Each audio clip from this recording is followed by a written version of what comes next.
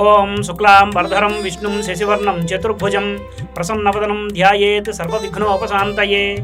రాహుగ్రస్త సంపూర్ణ చంద్రగ్రహణం 2025 సెప్టెంబర్ 7వ తారీఖు రాత్రి శతభిషం మరియు పూర్వభాద్ర నక్షత్రాలలో కుంభరాశిలో సంపూర్ణ చంద్రగ్రహణం సంభవించుచున్నది.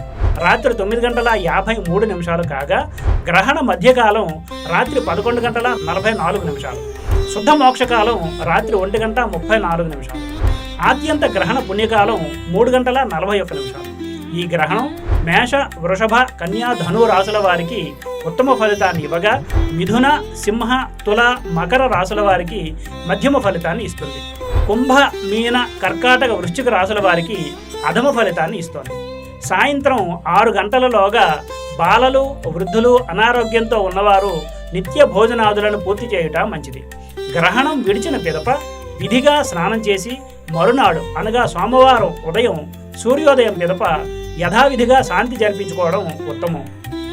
మాసికములు, ఆబ్దికములు మొదలగు పితృకర్మలు ఆదివారం అపరాహ్న కాలువలో నిర్వహించుకోవచ్చు. శతభిషము, పూర్వభాద్ర నక్షత్రాల వారు, గర్భిణీ స్త్రీలు గ్రహణాన్ని చూడరాదు. ఇలాంటి సంపూర్ణ చంద్రగ్రహణం 2028 డిసెంబర్ 31 వరకు మరలా రాదు కనుక చంద్రగ్రహణ సమయంలో ఇష్టదేవత ఆరాధన, దైవ నామస్మరణ చేయటం వలన అనంత పుణ్యఫలం లభిస్తుంది. అదేవిధంగా ఉపాసకులు వారి వారి ఉపదేశ మంత్రాలను, వ్రతాదులు మొదలైన వాటిని చేసుకోవడం వలన అనంత పుణ్యఫలం లభిస్తుందని శాస్త్రవచనం. గ్రహణ శాంతి విధానాన్ని తెలుసుకుందాం.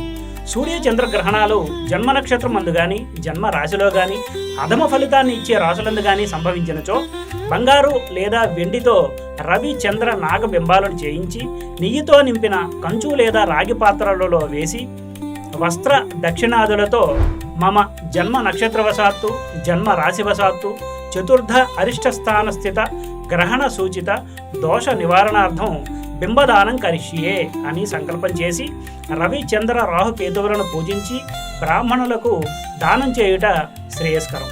తమోమయ మహాభీమ సోమ సూర్య విమర్దన హేమతారా ప్రధానేన మమ శాంతి ప్రదోభవ అనే శ్లోకాన్ని మనస్సులో ఉచ్చరిస్తూ జపం చేస్తూ దానం చేయడం వలన విశేష పుణ్య ఫలితం కలుగుతుంది.